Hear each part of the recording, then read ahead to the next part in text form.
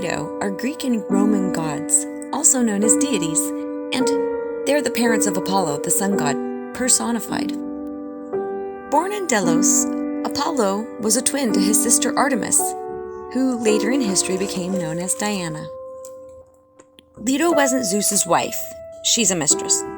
And when she got pregnant with the twins by Zeus, Hera, his real wife, cursed Leto to leave the place she lived and give birth on a foreign island. When Apollo was born, he was clutching a golden sword, and according to myth, everything on Delos turned into gold. It seems they celebrated by using ambrosia, and the island was filled with its fragrance. Swans circled the island 7 times at his birth, and the nymphs, who are sea goddesses, sang songs in joy and delight.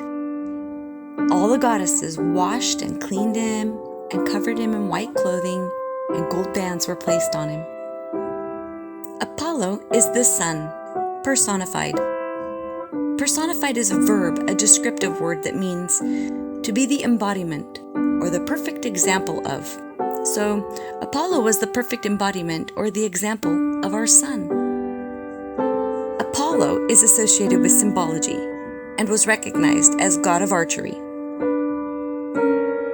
He was also known as the god of music. The word music corresponds to the nominative feminine singular of the adjective musicos, which means musical.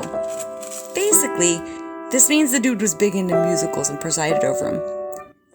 He was an opera nerd, god of dance, god of truth and prophecy,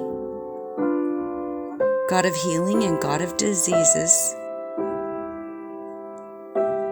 god of the light, god of poetry, god of archery. Apollo is always depicted as the most beautiful boy and the ideal athletic youth, and spent his time herding cows. He was raised by the bee nymphs, who gave him his prophetic skills. Apollo was a patron to the Greek Delphic oracle, and he was also the oracular god to the Pythia. That's the name of the oracles as a group. Apollo is the god who gives help to those who seek him and wards off evil. Many call him the averter of evil. Medicine, therefore, is associated with Apollo. Apollo is usually depicted carrying a golden bow, and his quiver was full of silver arrows. Apollo is big into being with animals and was known for being kind to herdsmen and sheep herders. He offers protection from crop predators, not limited to pests, but also diseases. Apollo must have been a busy guy all the time because he founded cities and towns and a constitution for his people, and he was the giver of laws. All things that were items of business were first taken to his oracles at Delphi for a once-over before he acted on his desires for his people. At Delphi, Apollo was venerated as the slayer of the monstrous serpent Python.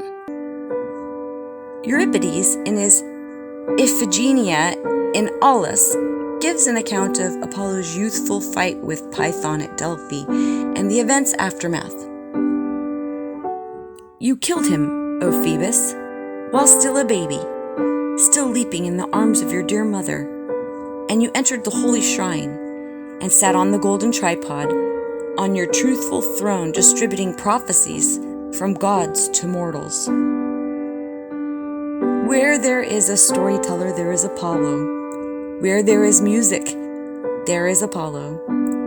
Modern-day muses pay their respects to the great deities of the past, as they remained, like Apollo, a force of nature and a great place to start thinking about oneself and where we fit into our world. One could say that Apollo truly brings the muse the light.